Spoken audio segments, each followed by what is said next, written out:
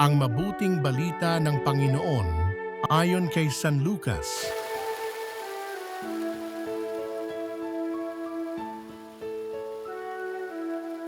Nung panahong iyon, sinabi ni Jesus kay Nicodemo, walang umakyat sa langit, kundi ang bumaba mula sa langit, ang anak ng tao. At kung paanong itinaas ni Moises ang ahas doon sa ilang, gayon din naman, kailangang itaas ang anak ng tao upang ang sinumang sumasampalataya sa kanya ay magkaroon ng buhay na walang hanggan.